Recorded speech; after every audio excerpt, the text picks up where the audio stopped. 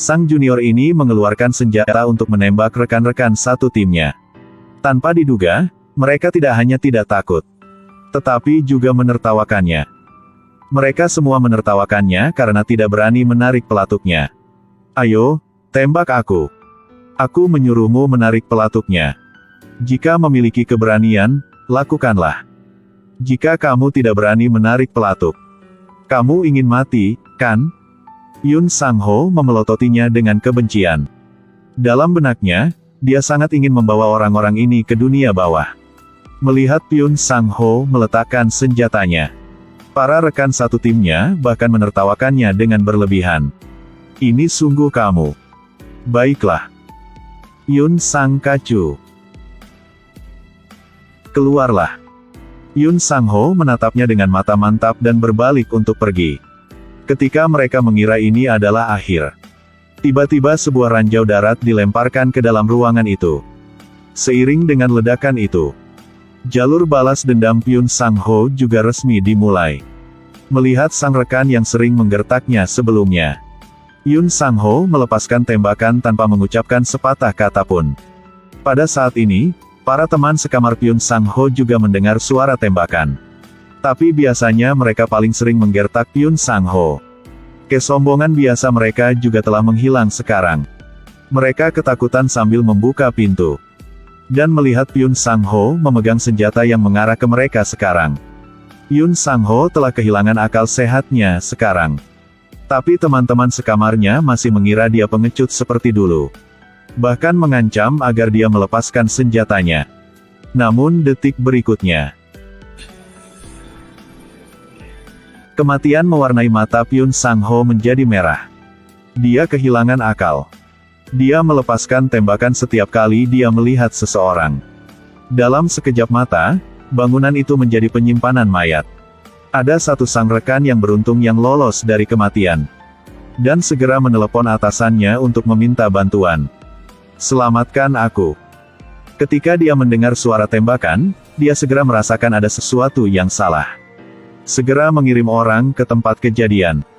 Dan Yun Sang-ho masih mencari sang pemimpin yang sering menggertaknya. Dia adalah Kapten Ma yang sering memimpin orang untuk menggertaknya.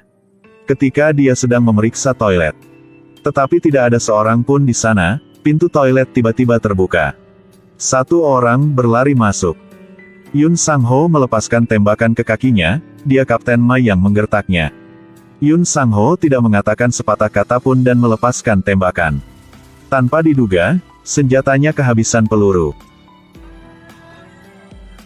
Prajurit ini menggunakan senjata memukuli rekannya sampai mati. Dia sangat marah, hanya ingin mengirim musuh ke dunia bawah. Alasan mengapa dia menjadi begitu gila adalah dia baru saja mengikuti dinas militer, tapi menjadi objek intimidasi semua orang. Namun, Yun Sang-ho juga memiliki hal-hal yang tidak boleh disentuh. Dia bisa bertahan dipukuli dan dimarahi oleh para prajurit tua. Tetapi tidak akan membiarkan siapapun menghina ibunya. Tetapi rekan satu timnya tidak hanya tidak mendengarkan, tetapi bahkan lebih keterlaluan dan memecahkan kacamatanya. Sepertinya, ibumu menjual kue beras di dekat stasiun Samun, kan? Aku berencana untuk menghancurkannya ketika keluar dari sini. Apakah kaki ibumu cacat? Ketika mendengar bahwa Kapten Ma akan mengambil tindakan pada ibunya setelah keluar dari tentara, Yun Sang-ho tidak bisa menahannya lagi. Karena ibunya adalah batasnya. Ini adalah alasan yang menyebabkan adegan tadi. Meskipun dia sangat tidak mau di dalam hatinya, dia tidak bisa benar-benar membunuhnya. Tapi dia tidak menyesali apa yang telah dia lakukan. Namun, ketika bertemu ibunya lagi, dia merasa sangat bersalah padanya. Dia tidak takut mati, hanya khawatir ibunya tidak akan dirawat nanti. Kenapa kamu melakukan ini? Kamu harus sabar. Akan lebih baik jika kamu mencoba bertahan sedikit lagi. Kemudian Yun Sang-ho dibawa pergi untuk menginterogasi motif pembunuhan. Tapi dia tutup mulut. Karena semua orang yang membulinya sudah mati. Jadi tidak ada yang terlalu penting lagi. Kapten Ma belum mati, karena dia tidak ingin diselidiki. Jadi dia mengancam semua orang. untuk tidak mengungkapkan tindakan menggertak mereka terhadap Pyun Sang-ho. Selama tidak ada bukti, mereka tidak akan dihukum penjara. Tae-nam beruntung lolos dari kematian. Tetapi juga karena ini, ia terkena gangguan stres pasca trauma. Dia sering berhalusinasi Pyun Sang-ho mengarahkan senjata padanya.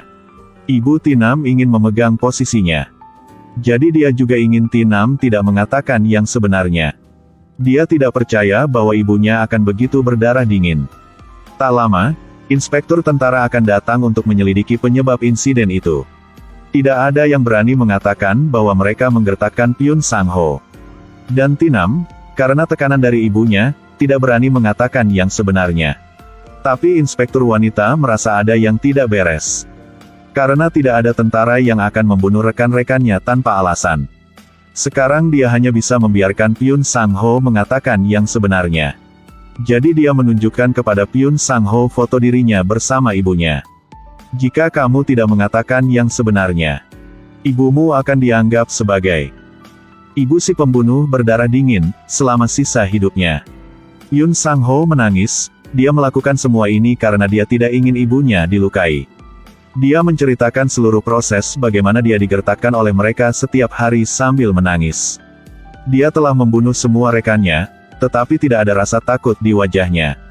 Hakim mulai mempertanyakan pembunuhan Pyun Sang-ho.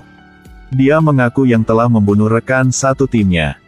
Tetapi pengacara di sebelahnya mengatakan bahwa alasan awalnya adalah karena dia diganggu oleh rekan satu timnya. Dan meminta hakim untuk mempertimbangkan hukumannya. Tapi yang lain bilang mereka tidak menggertaknya. Mereka bahkan bersumpah bahwa mereka tidak pernah menggertak Pyun Sang-ho. Semua orang mencoba membenarkan diri mereka yang takut akan terlibat pada kasus ini. Mereka mengarahkan kesalahan ke Pyun Sang-ho. Pyun Sang-ho tidak keberatan dengan ini, tidak peduli jika mereka menyusunnya sesuai keinginan mereka. Ketika semua orang percaya apa yang mereka katakan itu benar, Tinam sepertinya keberatan sesuatu. Melihat senyum puas di wajah ibunya, hatinya sangat bertentangan dan menjadi sangat canggung.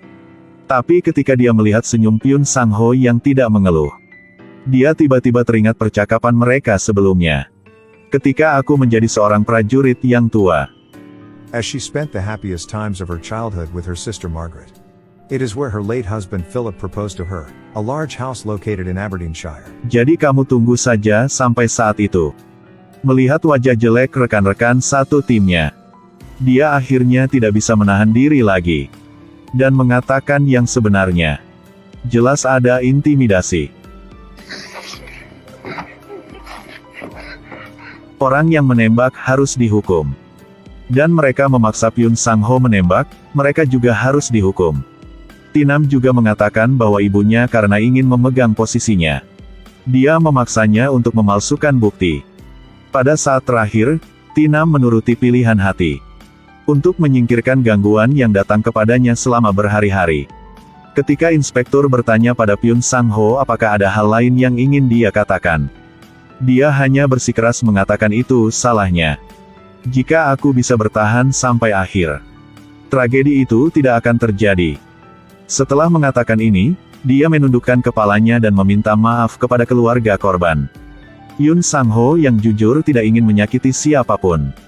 Dia hanya ingin melindungi ibunya dengan baik. Tanpa diduga, ledakan emosinya membuatnya melakukan sesuatu yang dirinya sesali selama sisa hidupnya. Pada titik ini saya juga ingin memberitahu Anda bahwa ada beberapa hal dalam hidup yang bisa salah. Tetapi ada beberapa hal yang tidak boleh salah. Jangan membuat dirimu menyesal seumur hidup. Karena emosi yang sementara. Baiklah, film hari ini berakhir di sini ya. Jangan lupa klik ikuti untuk menonton episode selanjutnya ya.